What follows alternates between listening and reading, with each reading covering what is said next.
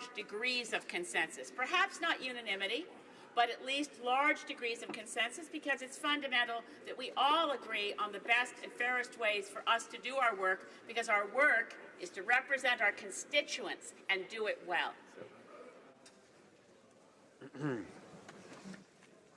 Statements by members. Déclaration de député. Honorable député de Vimy.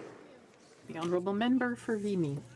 Of the Armenian genocide in Canada, Knar Bohjalian Yemenitian passed away this January in Montreal at age 107, just shy of her 108th birthday. Knar was a living example of resilience and strength, whose life story serves as a reminder to stand vigilant against violence and injustice. I had the privilege of meeting her at the 100th commemoration of the Armenian genocide in Ottawa, and last week had the honor of reading the Prime Minister's letter at the 102nd commemoration in Laval. Son histoire. Her story and the destiny of thousands of others like her who weren't as lucky remind us constantly that we legislators and world leaders have a great deal to do. We will not stop our efforts as long as we have ridden the world of injustice, intolerance, and violence. Rest in peace, Knar. Honourable Member for Peace River Westlaw. Thank you, Mr. Speaker. Mr. Speaker, I stand here today to fulfill a wager that I made with my colleague from Bow River. Our local hockey teams, the Whitecourt Wolverines and the Brooks Bandits, were facing each other in the Alberta Junior Hockey League's finals. My hometown of Whitecourt, the Wolverines, they were the northern champions, and the Brooks Bandits, they were the southern champions. They met in a spirited and well-played best-of-7 series, but ultimately the Brooks Bandits swept to victory.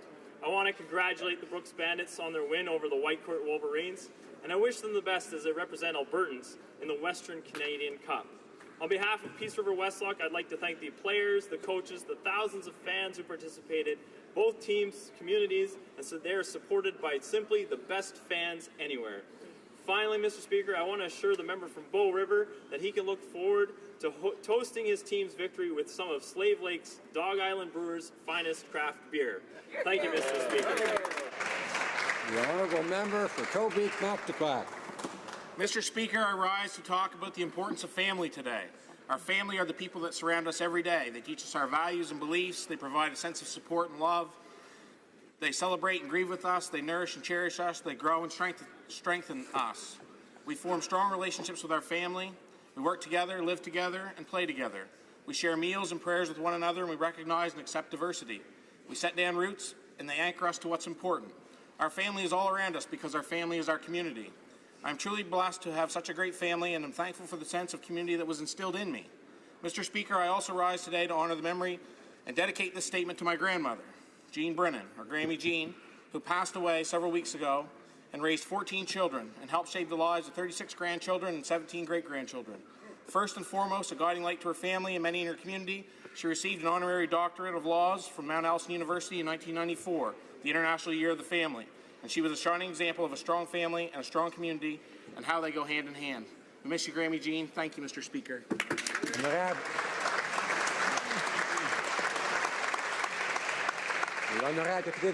The Honourable Member for Salaberry-sur-Roi. Ladies and gentlemen, it's with great honour and pride that I underscore April 30th to commemorate the welcome to Vietnamese refugees in Canada. This is a historic day. For the first time, the flag of freedom was raised before Parliament. After the war. Today we remember their journey and difficulties that they endured to come to live in this country. My family fled Vietnam and lived in a refugee camp in Indonesia for 18 months before arriving in Quebec. Over the past 30 years, my parents made many sacrifices so that my brothers, sisters, and I can flourish in freedom and liberty.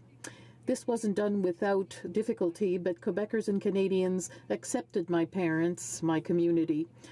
I'm proud of these values of liberty and solidarity that are pillars of our society. I will continue to protect human rights. And the next will continue to welcome refugees, to accept them and support them. Thank you. We are... For Charlottetown. Mr. Speaker, it's frequently stated that 80% of all televisions that are turned on in PEI at 6 p.m. on a weeknight are tuned in to Compass, the supper time newscast. Friday was the end of an era for that program. For the last 31 years, the weatherman on the show has been Kevin Boomer Gallant, a former harness racing track announcer in his trademark Red Sox ball hat, colorful Hawaiian shirt, and shorts. And for the last 13 years, the news anchor has been Bruce Rainey, who has an encyclopedic knowledge of sports and a lightning-quick wit. Together, they are magic. Close friends on and off the set, their on-air banter has entertained and endeared Islanders to these wonderful personalities. Bruce recently announced that he was leaving the show to lead up the Nova Scotia Sports Hall of Fame. Boomer almost immediately announced his retirement, effective the same day. The reason? You can't have Abbott without Costello. Bruce and Boomer, thanks for the memories, guys. You'll be missed. The honourable member for Medicine Hat, Cardston Warner. Mr. Speaker, it is my privilege to recognize my riding's post-secondary education institution, Medicine Hat College. This degree-granting college is led by Dr. Denise Henning, Canada's only Indigenous post-secondary president and CEO. Our college is known for its philosophy of support and personalized service. Staff pride themselves on providing excellent service and experiences to students. But Medicine Hat College also has a strong commitment to sustainable energy, supporting this emerging industry in southeastern Alberta. The college's initial project is the design, construction, and deployment of a functioning microgrid on campus in Medicine Hat, working in partnership with community and industry. The Community Renewable Energy Microgrid Demonstration Project will enable learning opportunities relevant to many students and provide a test and demonstration environment for entrepreneurs and their emerging technologies. I am pleased to support the many endeavors of my Medicine Hat College, and Sue and I are honored to host the college president and board of directors and Parliament Hill this week. Thank you. Honourable member for London West. Mr. Speaker, tomorrow, May 2nd, the Sunshine Foundation of Canada will take 79 children living with severe physical disabilities or life-threatening illnesses on a magical journey to Walt Disney World in just one day, thanks to the 60-second Sunshine Dream Lift. Established in London, Ontario, Sunshine is a national charitable organization that positively impacts the lives of children across Canada living with severe physical disabilities by making their most cherished dreams come true. I wish to personally thank DreamLift volunteers from McMaster Children's Hospital in Hamilton, CNIB, Kids Ability, and Brantford firefighters for their commitment to making this year's dream a reality. Next year, the Sunshine Foundation will be celebrating 30 years of making dreams come true and will be taking off from London to commemorate this milestone. Thank you for donations made by businesses, individuals, and community groups across Canada that help share their message of possibility and hope. I want to wish their children who will have a takeoff tomorrow morning a safe journey. The honourable member for Orleans.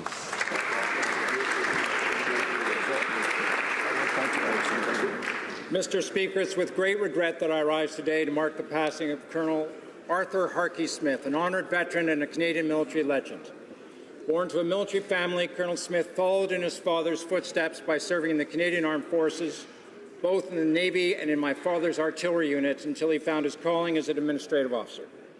This passion led him to reach the pinnacle of his branch by becoming the Commandant of the Canadian Forces School of Administration and Logistics. After his military retirement, HoC continued to work as a civil servant in D&D, accumulating over 60 years of service to the people of Canada within the Defence Department, like hundreds of others. I remember HoC as a friend and mentor who took pride in taking others under his wing. I extend my deepest sympathies to his wife, Mary Lee, and son, Christopher, as well as the Canadian Armed Forces Logistics, Artillery, and Naval branches. UB.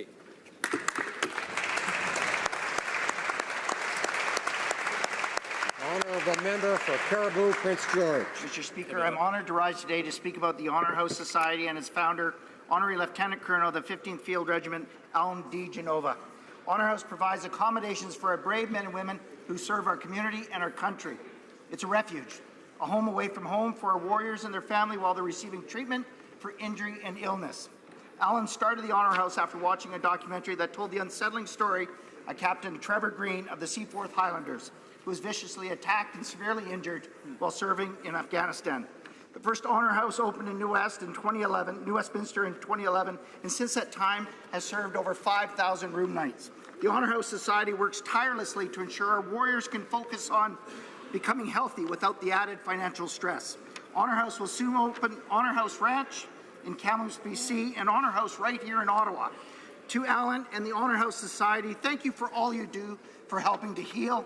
It's individuals like yourself and organizations like Honor House Society that make our country such a great one to live in. Thank you. The honourable member for Humber River Black Creek. Mr. Speaker, the Vietnamese conflict was at its core a struggle for democracy. Today, there are a significant number of Vietnamese Canadians who have chosen to make this great country of ours their new home. And now Canada is home to a vibrant community of close to 300,000 Vietnamese Canadians, many of which reside in my riding of Humber River Black Creek. The Vietnamese Canadian community has made a substantial contribution to our culture, religious, political, and business life. And I am tremendously proud to know many as friends, colleagues, and supporters. And today, for the very first time, the Vietnamese Heritage and Freedom flag has been raised alongside the Canadian flag on Parliament Hill. And I am delighted to wish the Vietnamese community great success for all of those who mark this special occasion. Thank you, Mr. Speaker. Honourable member for Cape Breton-Canso. Mr. Speaker, on April 29th, workers from across the country marked the National Day of Mourning, which remembers workers who have lost their lives or suffered injury or illness on the job. This day is always a reminder why more can and must be done by governments to protect workers, by not only enacting but effectively enforcing laws that prevent workplace injury, illness, or death. This year is especially significant, being the 25th anniversary of the Westray mine disaster that left 26 miners dead after an underground explosion in Plymouth, Nova Scotia, May 9, 1992. This tragedy led Parliament to enact the Westray provision in the Criminal Code in 2003. Honoring this anniversary, our government is committing to doing more to ensuring the Westray provision is being applied effectively to hold people to account who are criminally negligent in workplace death and serious injury. This year, we not only remember those who have lost their lives or been injured at work, but we reaffirm our government's commitment to ensuring healthy and safe workplaces for all Canadian workers. The honourable member for Calgary-Shepherd.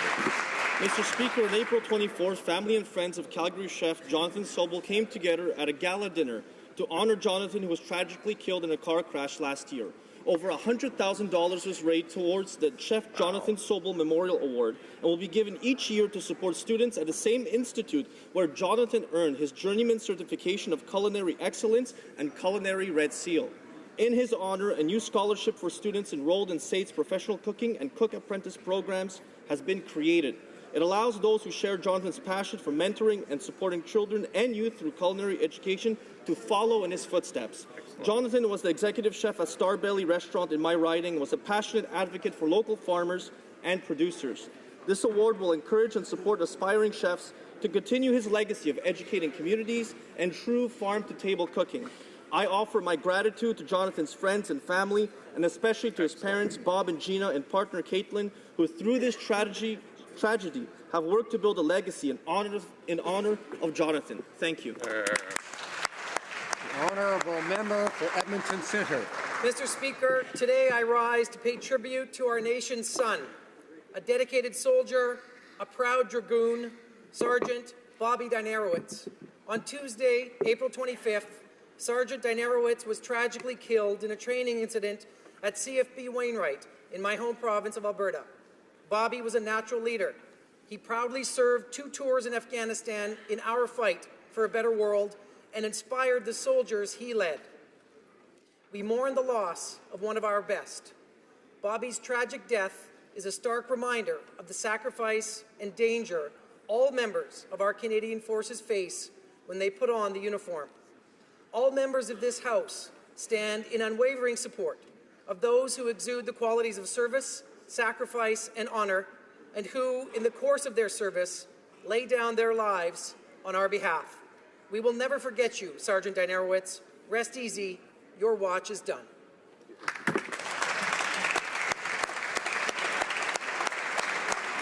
Honourable member for Saskatoon West. Mr. Speaker, I rise this May Day to honour the memory of the 26 miners who lost their lives on May 9, 1992 at the Westray Mine in Pictou County, Nova Scotia. Even as we celebrate workers around the world today, we should never forget those injured or killed on the job. Approximately 1,000 workers are killed on the job every year and thousands more are injured. My home province of Saskatchewan has one of the highest rates of workplace injuries and deaths. On April 28th, the National Day of Mourning, Canadians from coast to coast to coast remembered and paid tribute to those workers. 25 years after the Westray disaster, all governments must ensure the Westray law is enforced. Workplace deaths must be properly investigated because Canadian workers deserve protection on the job and their loved ones deserve justice. Thank you. Honourable Member for Thornhill. Mr. Speaker, on April 30th, Canada's Vietnamese community marked the 3rd annual Journey to Freedom Day.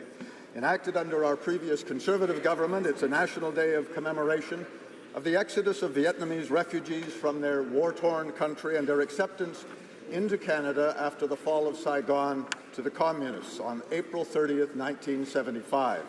Millions of refugees, known as boat people, fled their homeland to make the perilous journey to freedom. Many thousands perished at sea.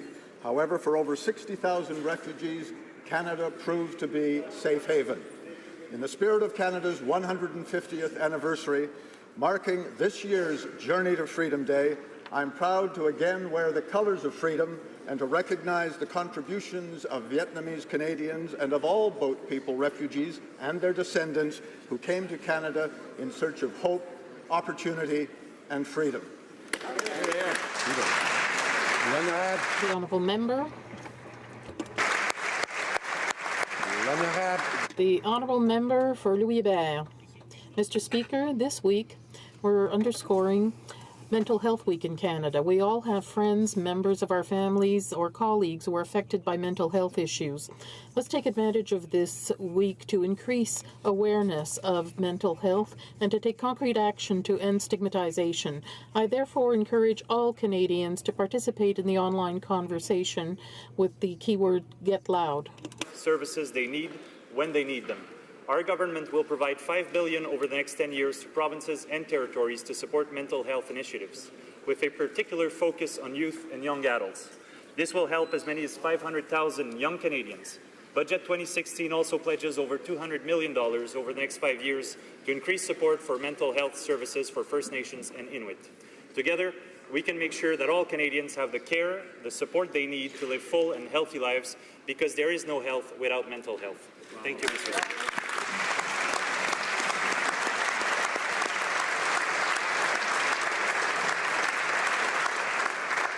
Questions orales, oral questions. The Honourable Leader of the Opposition.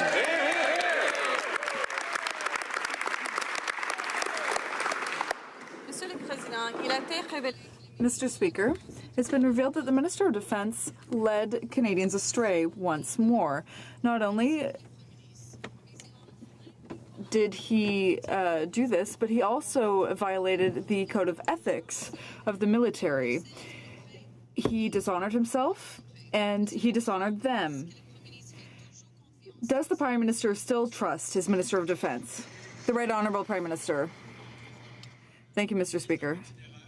The Minister made a mistake. He admitted his mistake, he took responsibility for it, and he apologized. That's what Canadians expect when someone makes a mistake. We expect them to take responsibility and apologize. That's what Canadians expect from each other as well. The Minister served his country as a police officer, as a soldier, and now as a minister. And he still has my full confidence. The Honourable Leader of the Opposition. Mr. Speaker, it's come to light that the Minister of Defence has misled Canadians once again. And this time, it's a big one.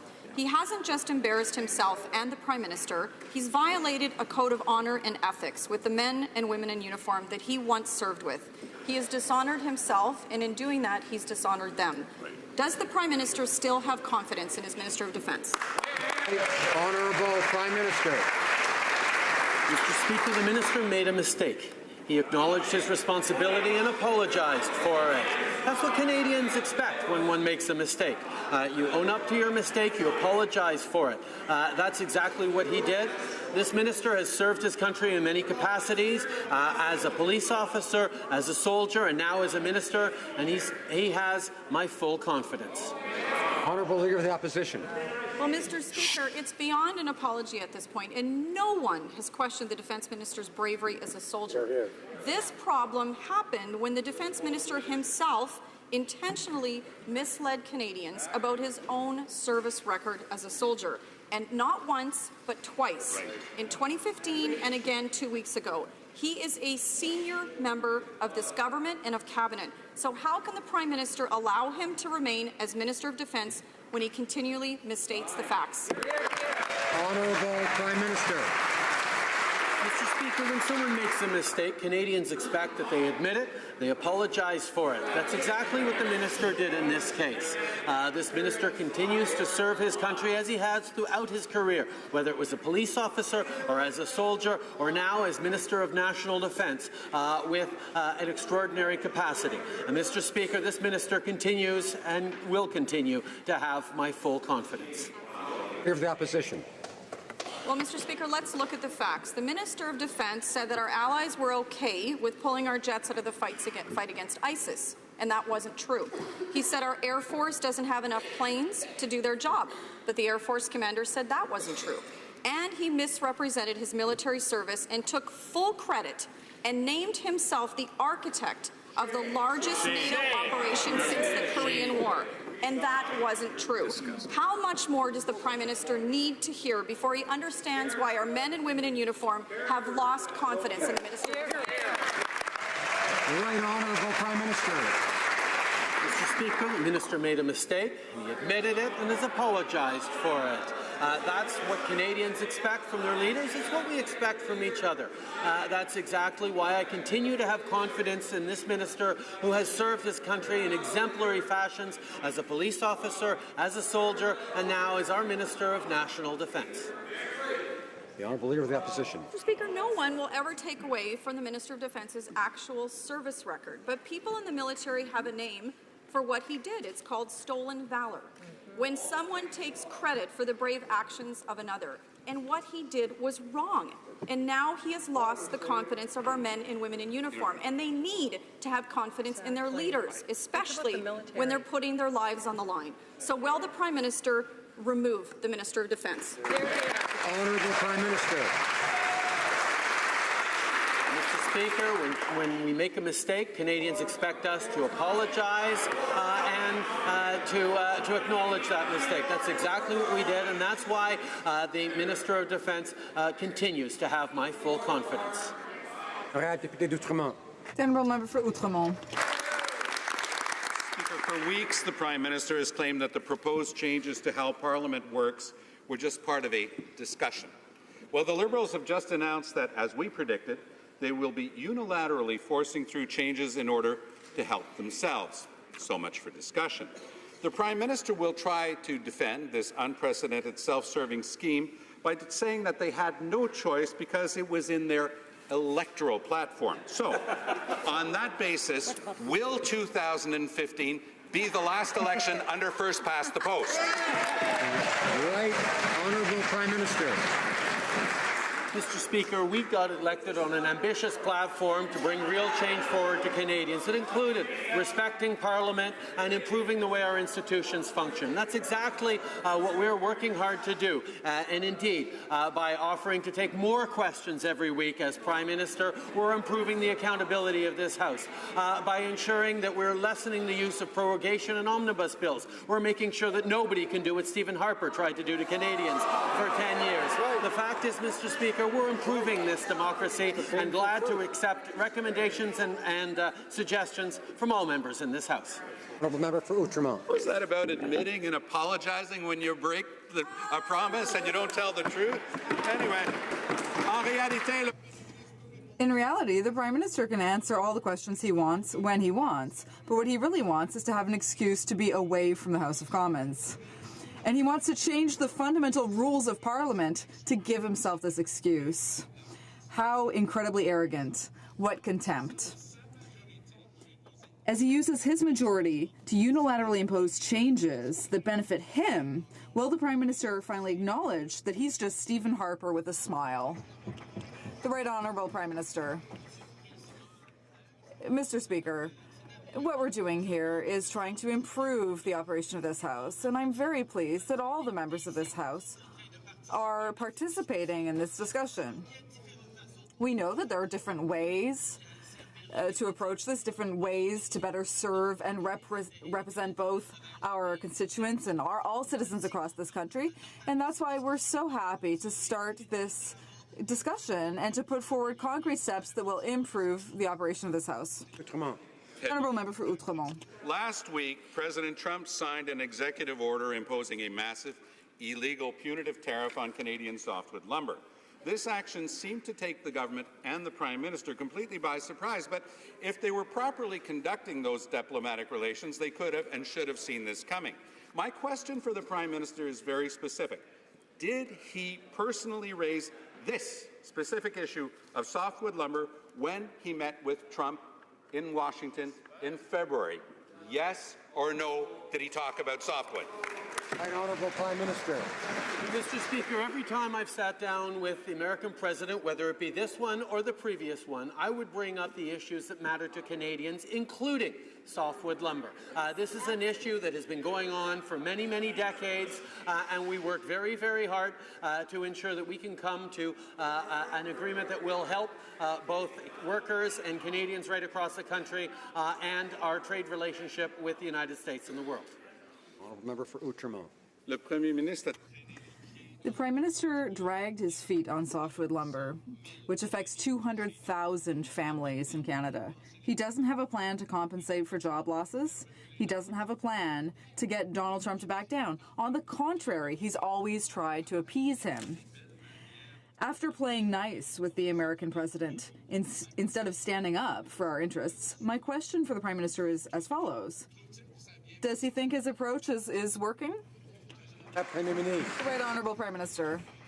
Mr. Speaker, Canadians expect two things from their Prime Minister.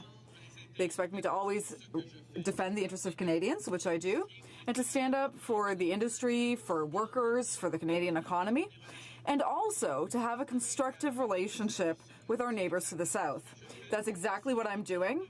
And I was able to speak directly to the President several times last week about the importance of the positive relationship between our two countries. And we also spoke about the work that we can do to improve the fate of the middle class and workers in both our countries in the years to come. The Honourable Member for Chalabour-Haute-Saint-Charles. Mr. Speaker, since he entered politics, the Minister of Defence has been constantly misleading this House by using alternative facts. He quickly became like the fake soldiers who dress up in military uniforms and pretend to be soldiers. His latest exploit is taking credit for being the architect of Operation Medusa when in fact he only helped. For this type of offense, he would have been found guilty under Section 129 of the military's disciplinary code. When will he do the honourable thing and finally tell the truth? Honourable Minister of National Defence. Mr. Speaker, thank you for this opportunity. I would like to apologize for my mistake in describing my role. I retract that statement, that description, and I'm truly sorry for it. I in no way intended to diminish the great work that our men and women in the Canadian Armed Forces have done, our superiors, and I'm truly sorry for it. Thank you, Mr. Speaker. The Honourable Member for Chalabour-Haute-Saint-Charles. Mr. Speaker, the minister made a very significant statement. He said that he was the architect, the creator of Operation Medusa, one of the biggest military operations since Korea. Is the Prime Minister satisfied with having a defense minister who is willing to stretch the truth, to raise his own profile? If he keeps him in cabinet, I guess we'll know the answer is yes. Minister of National Defence. Mr. Speaker, I know I here tend to make any excuses. I intend to own my mistake, apologize for it, learn from it, and continue to serve. Thank you, Mr. Speaker. Member for Renfrew-Nipissing-Pembroke. Mr. Speaker, the minister was caught claiming to be the architect of Operation Medusa. It wasn't a slip-up, it was intentional because he got caught repeating the story. Canadians deserve to know Why did he concoct the story? And how are Canadians supposed to trust this minister? The Minister of Defence.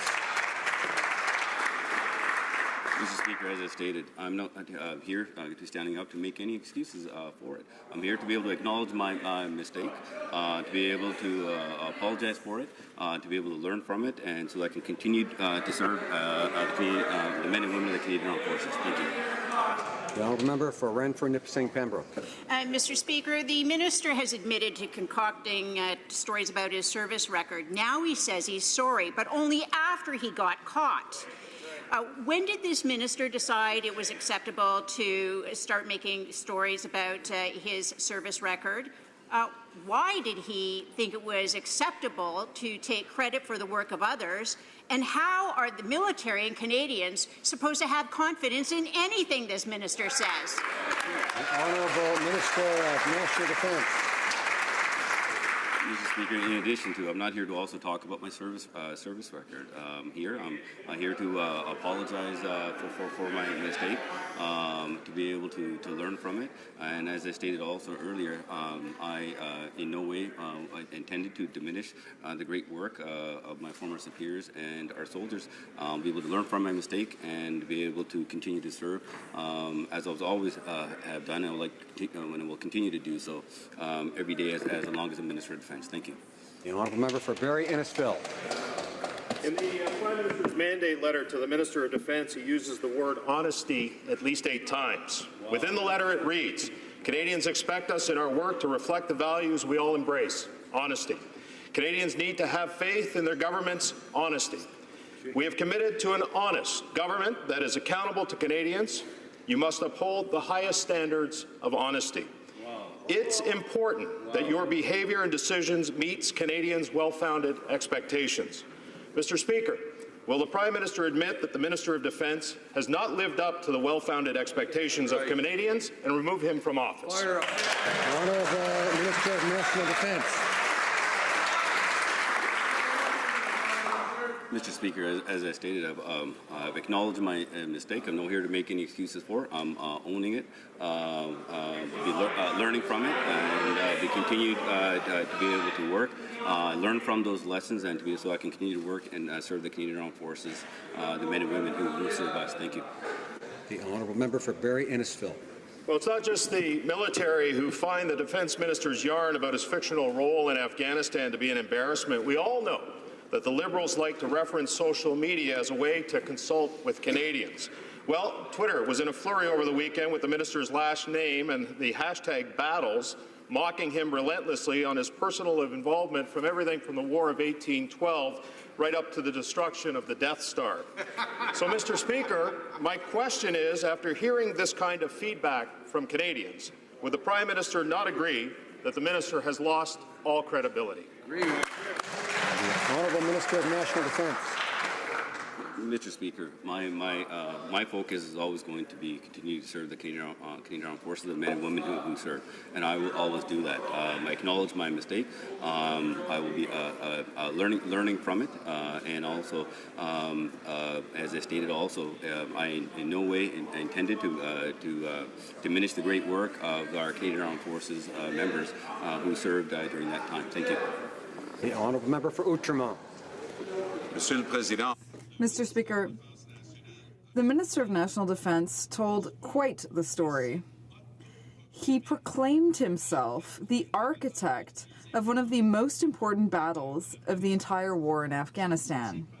There's just one little problem for the Liberal government here. The minister never played such a role. Absolutely not. Can the Prime Minister tell us if he asked the minister for an explanation about this totally made-up story? We'd like to know if the Prime Minister spoke to him about this. Minister of National Defence. Mr. Speaker, I'll also answer the opposition leader in the same manner. I'm not here to make excuses. I'm here to acknowledge my mistake, to be able to learn from it, and so that I can continue to serve. Thank you, Mr. Speaker. Honourable député d'Outremont. Honourable member for Outremont. The minister is refusing to respond to a party leader. This is a breach of parliamentary protocol and tradition, Mr. Speaker. I guess it's what happens when you have no possible answer to a Minister of Defence who has told a whopper about his record, and that, Mr. Speaker, is not something you apologize for. It's something that you have to step down for. Honourable Minister of National Defence. Mr. Speaker, I'm not here to talk about my service record. I'm here to answer the question. I'm here to be able to own up to my mistake, own it, to learn from it, and to be able to continue to serve. Thank you, Mr. Speaker. Young member for Outremont. Last week, the Prime Minister told a group of young Canadians that his father had used his connections to ensure possession charges against his brother would, quote, go away. Now that the Prime Minister has had a chance to ensure that the arrests and criminal records stop for all families, he refuses to do so. The Prime Minister himself has admitted to smoking pot while he was a Member of Parliament. So why the double standard, Mr. Speaker? Why is there one set of rules for the Trudeau family and another for thousands of young and racialized Canadians who are still receiving criminal records for pot possession in Canada? Honourable Minister of Justice. Well, thank you, Mr. Speaker. The current approach to cannabis is simply not working. We are moving forward to ensure that we keep the profits out of the hands of criminals and cannabis out of the hands of young people. That is why we've moved forward and introduced Bill C-45 to legalize cannabis, strictly regulate and restrict access. We've had the benefit of speaking to many people in this regard, including the task force, and we look forward to moving this piece of legislation forward. Simply decriminalizing will not achieve these objectives. Honourable member for Selkirk, Interlake, Eastman. Mr. Speaker, the Defence Minister knows that there are consequences for being dishonest and untrustworthy under the military's Code of Conduct and Ethics, and the Defence Minister understands that as a veteran. Now, the Minister's apology does not repair the damage he created. Canadians don't believe him. Our military doesn't trust him. How can the Prime Minister have any confidence in this Minister? The Honourable Minister of National Defence. Mr. Speaker, as I stated, I'm owning up to my mistake, to be able to continue to learn from it, retract that description. I in no way intended to diminish the great work that our men and women in Canadian Armed Forces have done. Be able to learn from that mistake, and I'll be so that I can continue to serve the women and men of the Canadian Armed Forces. Thank you. Honourable member for Selkirk, Interlake, East. Speaker, how many times has the minister said that fib over the last 2 years? Veterans are disgusted that the minister took credit for his role in the battlefield that involved hundreds of soldiers. That's valor stolen. The defence minister is now a laughingstock. His reputation is damaged beyond repair. Canadians don't believe him. The military doesn't trust him. And I can tell you that our allies aren't going to take him seriously. How can the Prime Minister still have confidence in the Defence Minister? The Honourable Minister of National Defence. Mr. Speaker, as I stated, I'm not here to make excuses, to give reasons. I'm here to acknowledge my mistake, to be able to own it directly, to be able to learn from it, and carry on, and to continue to serve the Canadian Armed Forces. Thank you. The Honourable Opposition House Leader. Mr. Speaker, so the Defence Minister's defence of this is that it was a mistake, except that doesn't hold water, and the reason why it doesn't hold water is because he repeated it more than once. Exactly. That is not a mistake, Mr. Speaker. That is a fabrication. Now he refuses to accept the accountability and the consequences of the fabrication that he told. So, Mr. Speaker, how can Canadians, how can the military, how can this Prime Minister trust this Defence Minister if he's going to mislead on something this important? What else is he going to be misleading about? Honourable Minister of National Defence. Mr. Speaker, as I stated, I made a mistake in describing my role. I wish to be able to retract that. I have in no way did I intend to diminish the great work of the Canadian Armed Forces during Medusa or any other operations. Owning that mistake, we'll be learning from it, and so that I can continue to serve. Thank you, Mr. Speaker. The Honourable Opposition House Leader. Order. Mr. Speaker, our men and women in uniform deserve a leader who does not waver from telling the truth, whose word is his bond. They deserve a leader who can be trusted every time, always, Mr. Speaker, and this minister has failed. So I ask this minister, does he really believe that our men and women in uniform deserve a defence minister who is willing to fabricate the truth in order to bolster his own record? Honourable Minister of National Defence. Mr. Speaker, I've apologized for my mistake. I'll be learning from this, owning the mistake, not making any excuses for it either. Thank you, Mr. Speaker. The honourable member for Outremont. Most people learn that it's important to tell the truth before they turn 50, Mr. Speaker. Je suis certain que de nombreux... I'm sure that many parents would like to be able to wipe out their children's criminal record like the Trudeau family did, but many Canadians don't have the connections or the money of the Trudeau family. The Prime Minister could have included pardons in his bill, but didn't do so. He could have decriminalized marijuana, but he refused to do so. Why a double standard? One for rich, wealthy, and well-connected families, and another for ordinary Canadians. For public safety. Mr. Speaker, the government has embarked on a major transformational change in the law that will do a far better job than the old law in protecting our kids and keeping the proceeds of crime out of the hands of organized crime. That is a major undertaking, Mr. Speaker. It's a process that will take time. We intend to reach that objective by the summer of next year. In the meantime, it is important for Canadians to respect the existing law, and we will examine every possible way to ensure that this transition is fair. Member for Mission, Matsqui, Fraser Canyon. Mr. Speaker, Canada and the U.S. enjoy the closest energy relationship in the world and the largest trading partnership of any two countries.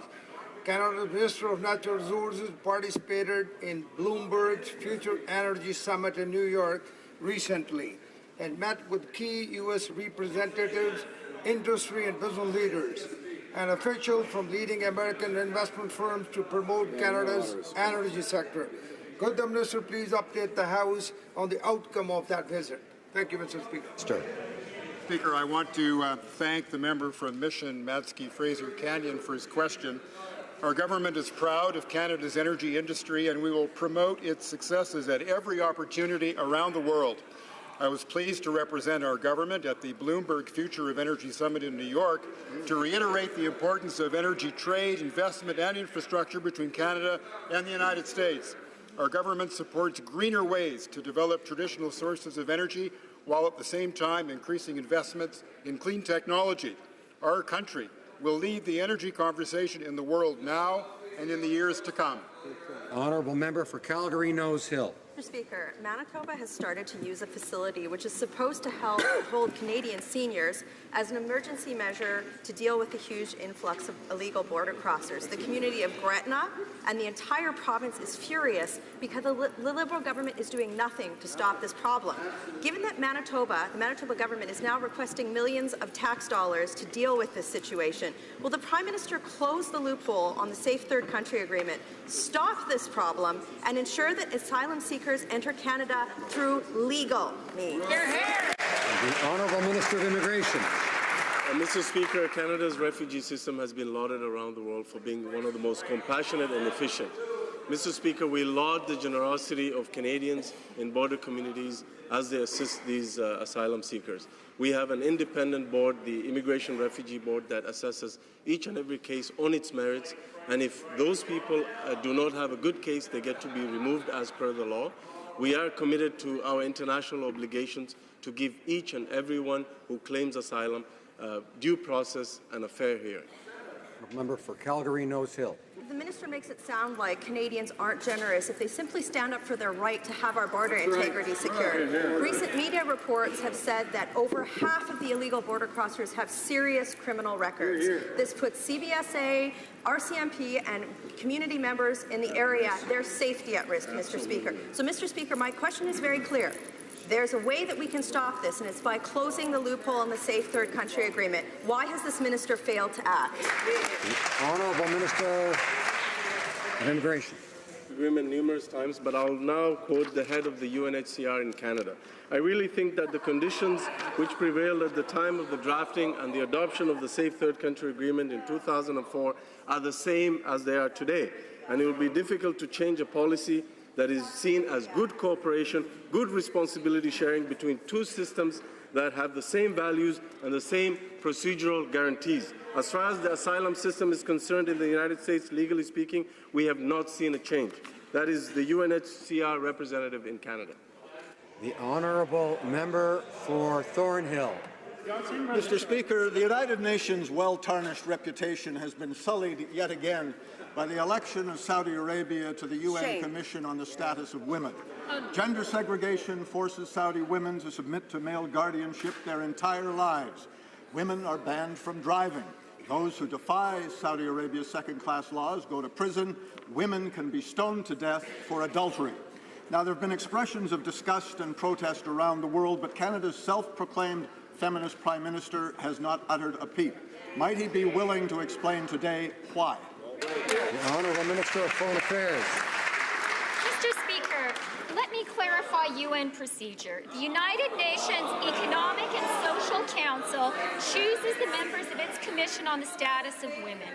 Canada is presently not a member of this council and could not vote in this election. Saudi Arabia's regional candidacy was uncontested. Our government's position is clear. We will never hesitate to defend human rights, very much including women's rights. Honourable member for Thornhill. Order. Well, Mr. Speaker, this Liberal government's reluctance to demand better of the United Nations is unacceptable. Whether funding terror incitement in UNRWA schools, concealing votes for human rights abusers to the Human Rights Council, ignoring the anti-Semitic denial of Jerusalem's history by UNESCO, or now downplaying the election of Saudi Arabia to the status of women, all of this makes Canada complicit in the UN's dysfunction. Is there no end to the Prime Minister's willingness to pander to rights abusers in his indecent pursuit of a Security Council seat? The Honourable Minister of Foreign Affairs. Mr. Speaker, the member for Thornhill has asked what it means for our government to be a feminist government and have a feminist foreign policy. Let me tell you what it means.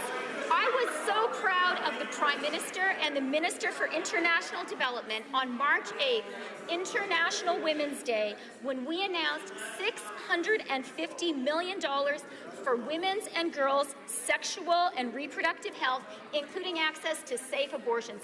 That's feminism in the world. Excellent. The Honourable Member for Outremont. How about the selling of those arms to Saudi Arabia? How's that helping women? Le Premier ministre s'est engagé. The Prime Minister committed personally to fixing the Phoenix Pay System fiasco. Thousands of people are still waiting, and it's his responsibility. Mothers have been waiting for maternity benefits for months. Retirees who are facing inhumane delays, and many people who are only receiving a partial salary. This is shameful. The Prime Minister said that he was going to take care of it personally. Why is the Prime Minister refusing to take action? The Honourable Parliamentary Secretary. Mr. Speaker, it is without ambiguity that the Prime Minister took action, that the Prime Minister set up a committee, a ministerial committee, in charge of solving the problem. It is clear that we are assigning the resources necessary to solving this detrimental problem. It's unacceptable to see what public servants are experiencing, and we are solving it, Mr. Speaker. Committee? Well, the problem must be solved, Mr. Speaker. It's interesting that the longer the Phoenix fiasco drags on, the fewer answers the government can give about when it's supposed to be resolved. Maybe that's because this broken system is actually making new victims every day. If the Prime Minister can't tell us when all the current cases will be resolved, can the Prime Minister at least tell us when they'll stop creating new ones? Honourable Secretary. Mr. Speaker, it's without ambiguity that this government is committed, via the measures announced by the Prime Minister, via the creation of a ministerial working group, via the deployment of all the resources necessary required to correct this very abhorrent problem, and this problem that it remains unacceptable for our public servants. What we won't do, Mr. Speaker, What we won't do is, like the previous government, is book $70 million in savings, fire 700 people to get a phony surplus for Canadians. Honourable member for Lanark, Frontenac, Kingston. Mr. Speaker, yesterday the Liberals announced that they will use a government order to ram through changes to the standing orders by the end of June. According to the House Leader, these standing order changes will, quote, make the House of Commons more efficient. Now, I think I'm just stating the obvious when I say that pushing the changes through the House of Commons in June won't help to make the House of Commons more efficient during the 3-month summer break. So, why not send the proposals to the committee, the Justice Affairs Committee, for the summer, let them look at these things, and return to the House in the autumn for a vote here then? Honourable Government House Leader. Mr. Speaker, as you know, during the election campaign, we made commitments to Canadians. We made a commitment to modernize the way this place works and to really bring it into the 21st century. The discussion paper that I released was exactly that. A desire to have a discussion, a conversation as to how we can make... The honourable member for Edmonton West is having trouble restraining himself. I'd ask him and others to remember that we aren't allowed to interrupt. I know he seems to be blaming his colleague next to him from Calgary, so he wouldn't want to blame somebody else for that, of course. But the Honourable Government House Leader still has the floor, and I know that he and others all want to hear her finish her answer. Order. Mr. Speaker, in the discussion paper that was offered to the Procedure and House Affairs Committee to broaden the scope of their study was exactly that, to share ideas and really bring this place into the 21st century. During the election campaign, we made commitments to Canadians. We are committed to delivering on those commitments. We will ensure that we do modernize this place. Thank you, Mr. Speaker. The Honourable Member for Mégantic-Lérable. Thank you, Mr. Speaker. This Liberal government has used a level of arrogance not yet seen in Parliament. For the Government House Leader, having a discussion means imposing her will. It means crushing the opposition, and to show the Liberal power that exists and to enable the Prime Minister to show up just once a week. She's proposing unilateral changes to the rules. Is it because she no longer has the confidence in her own government that the leader wants to change rules that don't need changing without the unanimous consent of members in this chamber? The Honourable Government House Leader. Mr. Speaker, during the election campaign, we promised to bring change to Parliament, and our objective has always been to make Parliament more open, transparent, and effective. We took specific commitments with respect to the inappropriate use of omnibus bills and other measures to strengthen committee, to improve committees' financial oversight, and more accountability during question period. We are going to move on these promises that we made to Canadians, and I would encourage all members to be part of the conversation. Well, the Liberals say they wanted to have a supposed discussion on the standing orders, but it turns out that was just a Trojan horse for what they really wanted, for the Prime Minister to only have to show up once a week. So now they're trying to ram through changes to the House that they could make without amending the standing orders. Even the Liberal member for Malpeque said, and I quote, that he strongly believes that you have to have at least consensus from the main parties to change the rules of the House.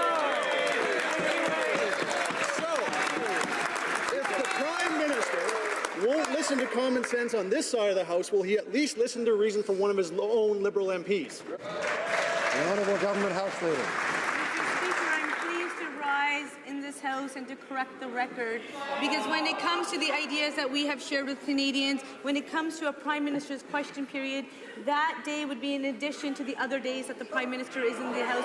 This would hold the government to greater account. It would allow not just leaders of the opposition, but for private members to ask the Prime Minister questions directly. We have shown that this can work. It's not just about holding this government to account, it's about holding future governments to account.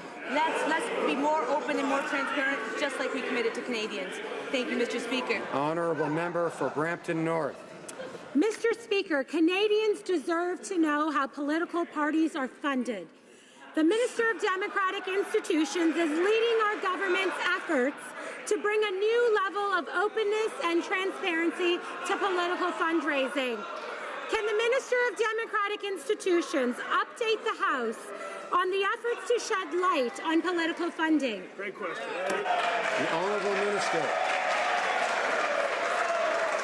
Order. That Canadians deserve more open and transparent information about political fundraising.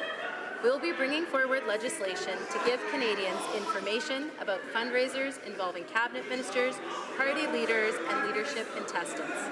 Canadians will know about the events in advance, where they are being held, the cost to attend, and they will know who attended them.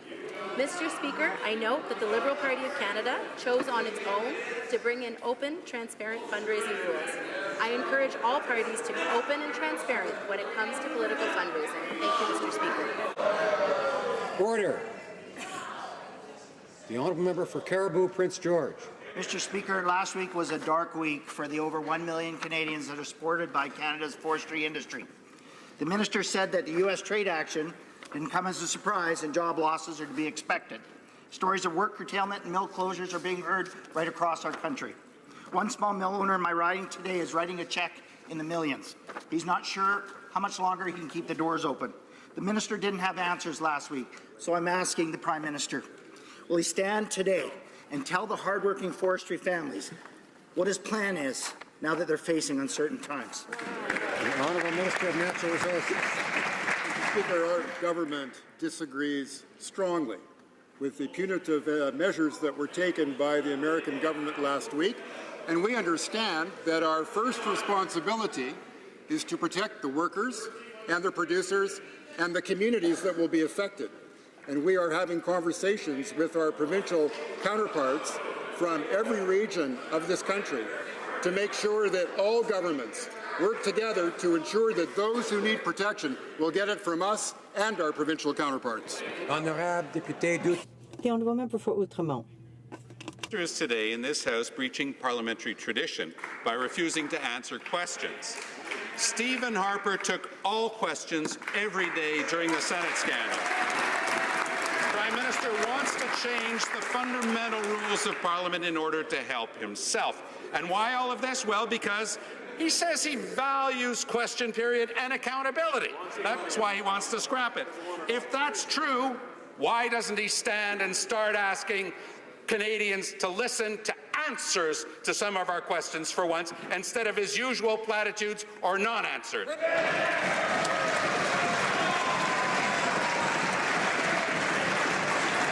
Honourable Government House Leader. Mr. Speaker, during this campaign, we committed to... Order. Order. The Honourable Government House Leader has the floor. One at a time. The outgoing leader. Mr. Speaker, during the election campaign, we committed to bringing real change to the way this government will do government. This government committed to Canadians to listen and to engage to them in the very real challenges that they are facing. We will continue to do that. What is clear is that this place needs modernization. We can improve the way we work together in the House of Commons. We know that's exactly what Canadians expect. I encourage all members to be part of that conversation and to really bring this place into the 21st century. Thank you, Mr. Speaker. The honourable member for Marc-Aurèle-Fortin. Who was that? Mr. Speaker, the Government of Canada committed to developing a Canadian poverty reduction strategy. Since February, a consultation process has been in place to discuss, in person and online, issues relating to poverty. My colleagues from Laval and I will be holding a public consultation in order to listen to our fellow citizens. Can the Minister for Families, Children and Social Development inform colleagues of the House of the deadline regarding these consultations? The Honourable Minister. Well, thank you very much, Mr. Speaker. I'd like to thank the member for Marc-Aurèle-Fortin for his leadership in his community and for the work he does on the Standing Committee on Human Resources and Social Development. National consultations will lead to the first poverty reduction strategy in our country. It will be more fair, more inclusive, and I encourage all members to hold consultations by June 30th to give all Canadians an opportunity to flourish. The honourable member for Montmagny, Kamouraska, Rivière-du-Loup. Thank you, Mr. Speaker. The government of the United States has just announced a new 20% customs tariff on imports of Canadian softwood lumber. However, the Prime Minister promised on March 10th that a new agreement, replacing the one put in place by the Harper government, would be concluded in under 100 days. But we're over 400 days now, Mr. Speaker. The Liberals still haven't reached an agreement, and that is jeopardizing the 370,000 direct and indirect jobs in the forestry sector. Why did the government wait? Why is the government continuing to wait? Why hasn't it solved the problem? The Honourable Minister. Mr. Speaker, the previous Conservative government let the agreement expire. We are now dealing with the fifth dispute on softwood lumber. Producers have never been found guilty in the past. We are strongly opposed to the decision by the Department of Commerce to impose these tariffs. They are unfounded. We will continue to raise the issue with the United States, but I do want to underscore that we want a good agreement for Canada, not just any agreement. The Honourable Member for Pierre Boucher, Patriote Le Verchères. Thank you, Mr. Speaker. I would have liked to have asked the Minister if he'd analyzed the sale of Can-Am to American Industrial Partners, but I know the answer. The answer is no, because the government changed the legislation. The Liberals basically were tired of being having to deal with these Quebec's industrial flagship companies that have been sold, and so they thought, well, we'll solve it this way. So we've got to these government policies, they're laissez-faire policies, and they're dangerous. How many more flagship companies are we going to lose before the minister admits that they made a serious mistake by... The Honourable Parliamentary Secretary. Mr. Speaker, I'd like to thank the Honourable colleague for his question. We are aware of the situation with Can-Am, and we are currently monitoring it. What I can tell you, Mr. Speaker, is that we are creating a positive climate for investments, for growth in the economy in Quebec and across the country, precisely to create good jobs, Mr. Speaker. We're going to continue to do so to help the Canadian economy. The Honourable Member from Manicouagan. Growth and improvement, but what we're seeing, Mr. Speaker, is a new softwood lumber crisis, the fifth, and it's hurting Quebec hard, our communities, our regions, our families. People in the forestry sector can't rely on the 40 Liberal members. They've just remained silent. How many sawmills are going to have to close before the government takes some action? Mr. Speaker, for the fifth time, will Ottawa abandon the forestry sector in Quebec, or will it, at least as a minimum, offer loan guarantees so that people can survive the crisis? The Honourable Minister. Mr. Speaker, the Government of Canada disagrees with the decision by the U.S. Department of Trade to impose punitive and unfair duties on Canadian softwood lumber. Earlier this year, I created a working group, a federal provincial group, in order to support the forestry sector through these difficult times. We will continue to work with families and the provinces, workers. Canadian workers can count on us. The Honourable Member from Manicouagan. Mr. Speaker, well, we know that the United States has decided to slap a new 20% countervail duty on, and Quebec has offered loan guarantees, but Ottawa has once again refused to support our forestry sector. And so what that means is that they are jeopardizing the industry knowingly.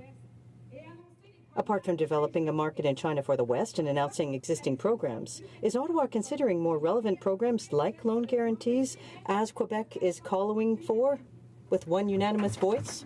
The Honourable Minister. We're in close collaboration with all of our provincial counterparts, including from the Government of Quebec, and we understand together that our first responsibility is to do what we can for the producers, for the workers, and for the communities who are affected by these punitive and, we think, unconscionable tariffs. We will continue to work cooperatively because together we believe that we will come up with a solution that's in the best interests of workers, communities, and producers. I would like to draw to the attention of honourable members the presence in the gallery of the Honourable Phil Hogan, Commissioner for Agriculture and Rural Development of the European Parliament.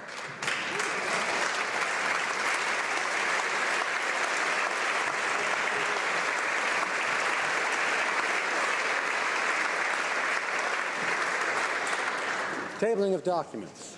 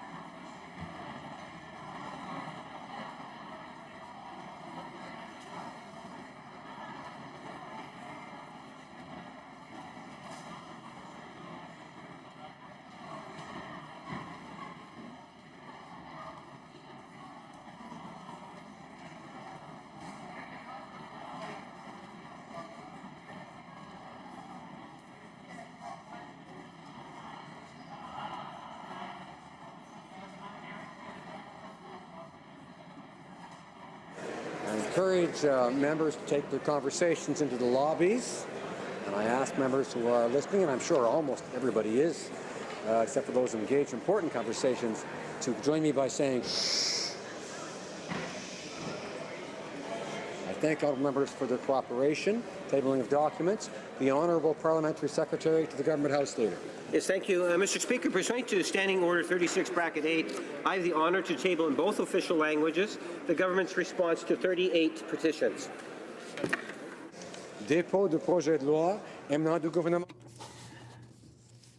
Introduction of government bills, statements by ministers, reports from interparliamentary delegations. Presenting reports from committees. The Honourable Member for Yukon. Monsieur le Président. Mr. Speaker, pursuant to Standing Orders 108 and 114, it's my duty to present in both official languages the 29th report